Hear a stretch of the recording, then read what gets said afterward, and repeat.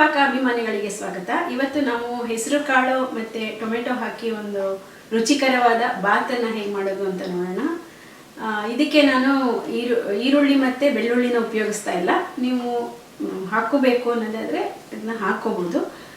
ಈರುಳ್ಳಿ ಬೆಳ್ಳುಳ್ಳಿ ಇಲ್ದಲೇ ಇದು ತುಂಬಾ ಚೆನ್ನಾಗಿರುತ್ತೆ.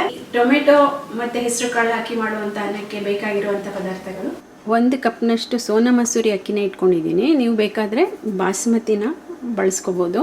ಅಕ್ಕಿನ ಫಸ್ಟು ಚೆನ್ನಾಗಿ ತೊಳೆದು ಇಟ್ಕೊಂಡಿರೋಣ. ನೀರು ಡ್ರೈನ್ ಮಾಡಿ, ಇದನ್ನೇನು ನೆನೆಸೋದು ಬೇಡ, ತೊಳೆದು ಇಟ್ಕೊಂಡ್ರೆ ಸಾಕು. ಚೆನ್ನಾಗಿ ತೊಳೆದ್ಬಿಟ್ಟು ಈ ಥರ ಬಸ್ದಿಟ್ಕೊಂಡಿದ್ದೀನಿ. 1 ಕಪ್ನಷ್ಟು ಹೆಸರು ಕಾಳು, ಇದನ್ನೇನು ಪೂರ್ತಿ ಮೊಳಕೆ ಬರೆಸ್ಬೇಕಂತೇನಿಲ್ಲ. ನಾನೀಗ ಮೊಳಕೆ ಬರೆಸಿರೋದು ತುಂಬ ಆಗಿರೋದ್ರಿಂದ ಇದನ್ನು ನಾವು ಕೋಸಂಬರಿ ಮಾಡೋಕ್ಕೂ ಅಷ್ಟು ಚೆನ್ನಾಗಿರಲ್ಲ. ಅದರಿಂದ ಇದನ್ನು ಈ ಬಾತಿಗೆ ಹಾಕ್ತಾ ಇದ್ದೀನಿ. ಇಲ್ಲಾಂದರೆ ನೀವು ಬರೀ ನೆನೆಸ್ಬಿಟ್ಟು ಹಾಕ್ಬೋದು, ಇಲ್ಲ ಚೆನ್ನಾಗಿ ಮೊಳಕೆ ಬರೆಸ್ಬಿಟ್ಟು ಕೂಡ ಹಾಕ್ಬೋದು. ಇದು 1 ಕಪ್ನಷ್ಟಿದೆ. ಇದ್ರ ಜೊತೆಗೆ ತರಕಾರಿ ನೀವೇನು ಬೇಕಾದರೂ ಹಾಕ್ಬೋದು. ಹುರುಳಿಕಾಯಿ, ಕ್ಯಾರೆಟು. ನಾನಿಲ್ಲಿ ಬಟಾಣಿ ಹಾಕ್ತಾ ಇದ್ದೀನಿ. ಇದೊಂದು ಹೆಚ್ಚು ಕಮ್ಮಿ 1/4 ಕಪ್ನಷ್ಟು ಬಟಾಣಿ ಇದೆ, ಹಸಿ ಬಟಾಣಿ. 1 ಜುಕೀನಿ ಇತ್ತು ಅಂತ ಜುಕೀನಿ ಹಾಕ್ತಾ ಇದ್ದೀನಿ. ಇಂಥದ್ದೇ ಹಾಕಬೇಕಂತೇನಿಲ್ಲ. ಆದಷ್ಟು ನೀವು ನೀರಾಗಿ ಬಿಡುವಂಥ ತರಕಾರಿಗಳನ್ನು, ಅಂದರೆ ಬೂದ್ಗುಂಬಳಕಾಯಿ ಆ ಥರದನ್ನು ಹಾಕ್ಕೊಂಡ್ರೆ ಮೆಡ್ಡೆ ಆಗಿಬಿಡುತ್ತೆ. ಸೊ ಆಲೂಗೆಡ್ಡೆ, ಹುರುಳಿಕಾಯಿ, ಕ್ಯಾರೆಟು ಆ ಥರದನ್ನು ನೀವು ಹಾಕ್ಕೋಬೋದು. ನೀರಿನ ಕ್ವಾಂಟಿಟಿ ನೀವು ಯಾವ ಅಕ್ಕಿ ಬಳಸ್ತಿರೋ ಅದ್ರ ಮೇಲೆ ಡಿಪೆಂಡ್ ಆಗಿರುತ್ತೆ. ನಾನೀಗ ಉಪಯೋಗಿಸ್ತಾ ಇರುವಂಥ ಈ ಸೋನಾ ಮಸೂರಿ ಅಕ್ಕಿಗೆ 2.5 ಕಪ್ನಷ್ಟು ನೀರು ಹಾಕಿದ್ರೆ 1 ಲೋಟಕ್ಕೆ ಇದು ಉದುದ್ರಾಗಿ ಚೆನ್ನಾಗಾಗತ್ತೆ.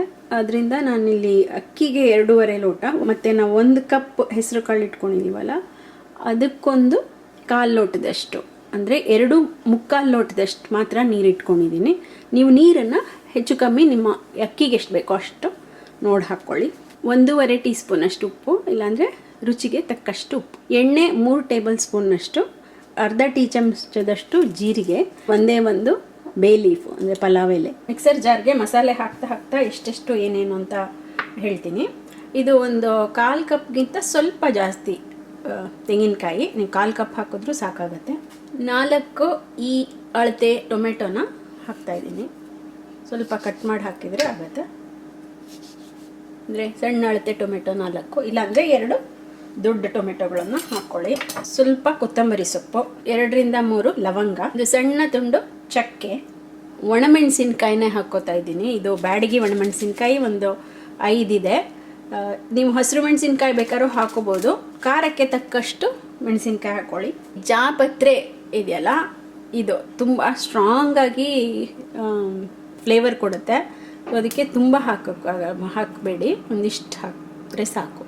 ಈ ಮಸಾಲೆ ಇಲ್ಲ ಅಂದರೆ ನೀವು ಇದ್ರ ಬದಲಿಗೆ 1-2 ಬೆಳ್ಳುಳ್ಳಿ ಎಸಳುಗಳನ್ನು ಹಾಕೋಬೋದು. 1 ಟೀ ಸ್ಪೂನಷ್ಟು ಸೋಂಪು, ಅರ್ಧ ಟೀ ಸ್ಪೂನು ಕೊತ್ತಂಬರಿ ಬೀಜ, ಸುಮಾರಾಗಿ 1 ಟೀ ಸ್ಪೂನಷ್ಟು ಜೀರಿಗೆ, ಧಾರಾಳವಾಗಿ ಸ್ವಲ್ಪ ಅರಿಶಿನ ಹಾಕಿ.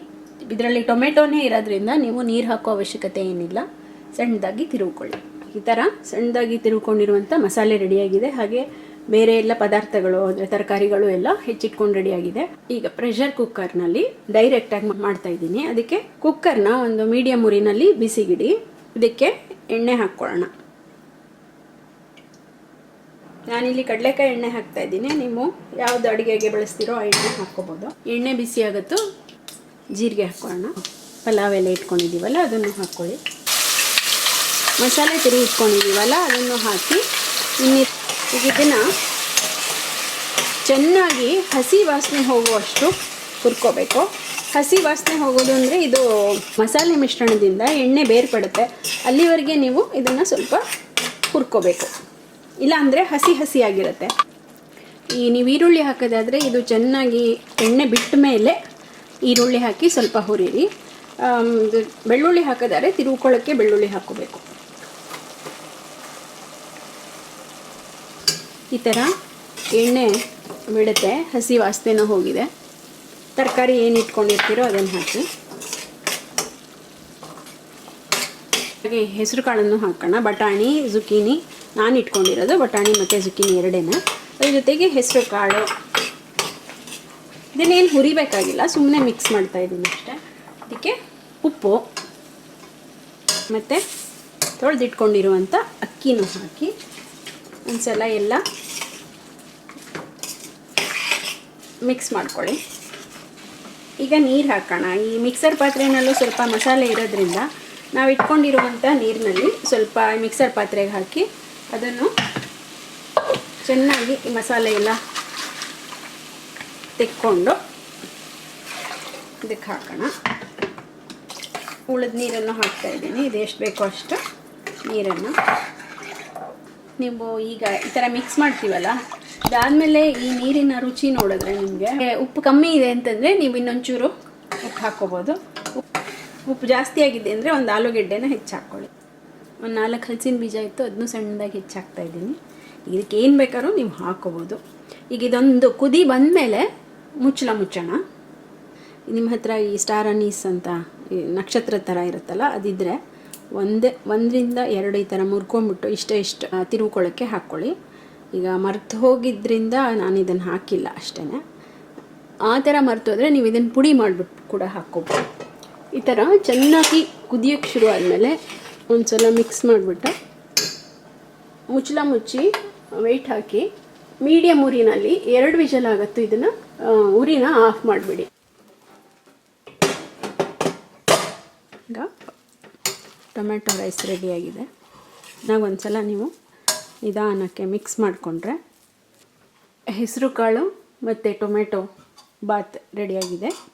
ಇದು ಮಧ್ಯಾಹ್ನ ಅಥವಾ ರಾತ್ರಿ ಊಟಕ್ಕೆ ಇಲ್ಲ ಸ್ಕೂಲಿಗೆ ಅಥವಾ ಆಫೀಸಿಗೆ ಡಬ್ಬಕ್ಕೆ ಲಂಚ್ ಬಾಕ್ಸಿಗೆ ಹಾಕ್ಕೊಂಡು ಹೋಗೋಕ್ಕೆ ಸುಲಭವಾಗಿ ಒಂದು 10 ನಿಮಿಷದಲ್ಲಿ ಮಾಡ್ಬೋದು.